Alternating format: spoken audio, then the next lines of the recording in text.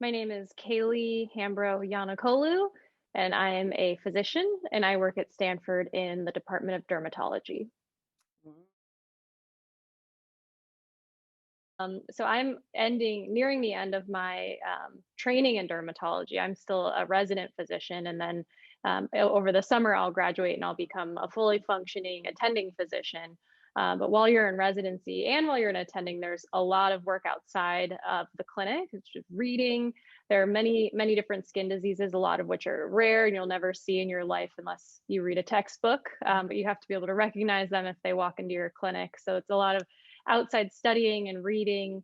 And then some people do research in addition. And then there's a lot of follow up behind the scenes. So for every biopsy you do, you're following that and looking at the results, calling the patient, letting them know, you're managing medications behind the scenes. And then where I work at Stanford, there are patients who are in the hospital who are really sick, and sometimes they have problems with their skin that can be really serious. So there's always someone who needs to be on call for those hospital patients. So we rotate being on call sometimes on the weekends. And we see some of the more basic things like acne, eczema and rashes, but then we see some more serious things like skin cancer and lymphomas and other things that can show up on the skin. There are certain drug rashes that can be really life-threatening to patients. And then we do a lot of procedures in dermatology as well. We do a lot of biopsies, skin biopsies, which are quick and we just do in the clinic. And that's generally what a typical day is like. We work from about 8 to noon, take a quick lunch, and then work the rest of the day until 5, seeing as many patients as we can. Yeah, I really liked pediatrics actually. I thought about that a lot. But I ended up picking dermatology because I really liked how much variety there was. And I'm a visual person and I really like being able to see all the things that can manifest on the skin. And I liked that you get to do some procedures, but you also get to do things that are more involving like thinking about diagnoses and managing medications. And you can see kids, you can see adults, you can see patients who are older. So it felt like a really nice mix to me. Yes, I graduated from Perrysburg High School, and then I went to the University of Michigan for 4 years and got my undergraduate degree. And I actually took a 1 year break before I went to medical school, and I taught English in France, which was a lot of fun.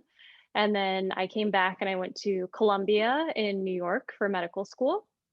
And I took another year there, an extra year to do research. So that was 5 years. So it was about, I took the scenic route and it was a 10-year process, but you could do it in 8 or maybe even less if you spend less time in getting your undergraduate degree.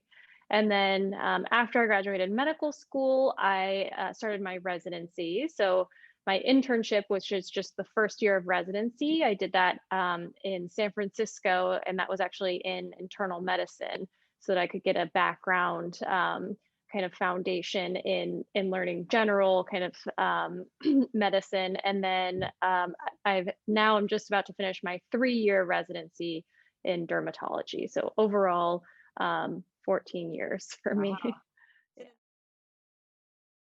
Yeah, I think I was probably in maybe elementary school or middle school, and I really liked math a lot, and I really liked science. I liked feeling like I was doing puzzles and using that part of my brain, and I liked doing kind of little experiments. And I'm from a STEM family, so I think I had the benefit of being exposed to it when I was younger as Mhm. well. I think that women should be in all of these fields. Sometimes we can be a little underrepresented, but there's no reason that we shouldn't be. I think we bring a unique perspective to the table, and it can be really fun. And sometimes it can be hard, and we might feel like we've failed at times when we're kind of on our path, but not to worry about that because that's just it's part of the learning process and it happens to everyone. So just trying to expose yourself to as many different things as possible because you never know what you might end up really loving. And then, doing what makes you happy.